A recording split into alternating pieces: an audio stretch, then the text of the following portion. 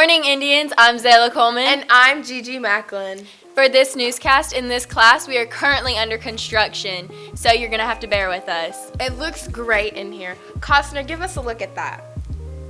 Let's get right into the announcements. Junior dues are $50 and need to be paid to Miss Fisher's room. Congratulations to all the new beta members. $25 dues needs to be paid to Miss Brady or Miss Slick for Beta Club by November 20th. Congratulations to our yearbook staff for being one of Herff Jones' top performing schools for their work on the yearbook. You can see Ms. Hemphill in room 3008 to purchase a yearbook. They are $55. This week we celebrated Veterans Day and JROTC participated in an annual ceremony that was conducted at Camp Toccoa at the base of Currahee Mountain. The Color Guard presented the national colors for the national anthem. Face. Forward. March. On half left. March. Left. Face. Present. Arms. Join me in the Pledge of Allegiance, please. Today we celebrate the veterans that fought before us for the right to be free Americans. The veterans that serve today protecting us from evils that threaten our freedom, and the veterans that will serve our country tomorrow and days after that. We lie, what so proudly we bear, at the twilight's last gleaming, whose broad stripes and bright stars through. We would also like to thank all of our SCHS teachers who are veterans as well. We appreciate your sacrifice and service.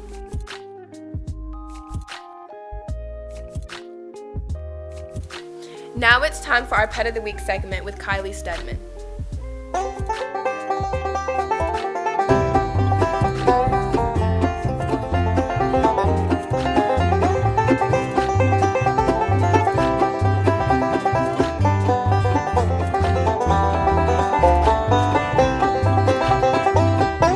Stevens County. Today I'm here with Mr. Dax. He is about 3 or 4 years old. He was found in someone's yard and brought in as a stray. He's been adopted out once, but then they had to change his life. They changed their lifestyle, so he had to be brought back. He is very dog friendly, but we just don't know how he is with cats. He is ready to be adopted and looking for a very, very good home.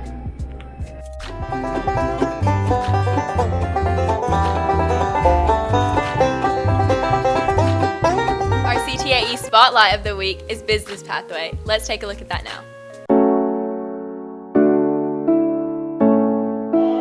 I've been teaching business ed for 15 years, and the Business Pathway, the way it is now, was created in 2012, so I've been teaching ever since then. So I was a student here at Stevens County High School. I graduated in 2000, and while I was here I took some business classes. The classes that I took was actually a work program type class where you sat in class for a period and then you took the work program where you got a job, and the job that I had was a career type job. I didn't make a career of it, but it was insurance, and I had the best time, and I learned a lot of valuable lessons, and it just really drew me back to business in general. I think this pathway is beneficial to students because business is the backbone of all industry, and I think that no matter what you choose to do with yourself, you can always use business skills, and by knowing how to do things in the business world and being effective that way, I think that you are more likely to be successful. I began the business pathway my 9th year, and I finished it the first semester of my 10th grade year. So some of the benefits for taking that program was actually getting my PowerPoint certificate, because I know that it is a lot to actually get that certificate, and I felt like it's going to really help me whenever I do start my own business or whenever I do go into business, because I would know how to work that exact program. We did a lot of teamwork, and we worked with different people that you don't even talk to in class.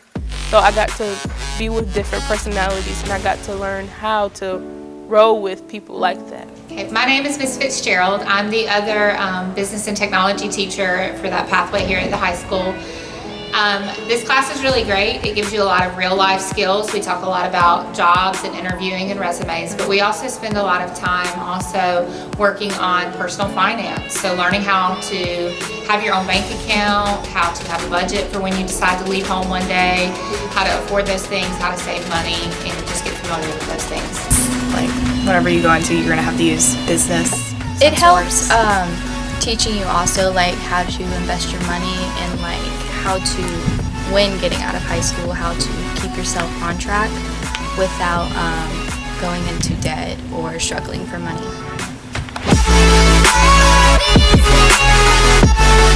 COVID concerns have unfortunately postponed our football season, but hopefully we'll be able to get a few more games in this year. Also, hopefully our other sports will get the green light to move forward. Let's check in with Madeline Austin. Basketball season is in full swing, so I sat down with Coach Baker to get the inside scoop on this year's team. We started practicing after October 26th. We had tryouts the 26th and 27th, and we started practicing, official practice, October 28th. Our first real game is November 21st for the varsity. I'm excited for this season. We got a lot of numbers this year. We have 11 on varsity and 12 on JV. So we've got more that's been in the program for a long time, so I'm very excited about that. Excited about the fact that we're going to take the experience from last year and use it this year, hopefully. Our goal is to get back to the state tournament and take that next step, hopefully get further. Says their first tournament went very well. They hope to make regionals this next Saturday. Our competition cheerleaders had their first competition. They finished in third place, only 3 points behind first. I've got Riley McIntyre in the studio with me today to tell us a little bit about their routine. So Riley, how'd it go? It went really well. We had some bobbles, but overall it was a solid routine. And we're going to take what we learned from this comp and we're going to improve and do great on the other competitions. Thank you so much, Riley. That's all we have for you today. Back to you guys. Thanks for watching today. Everyone have a great weekend.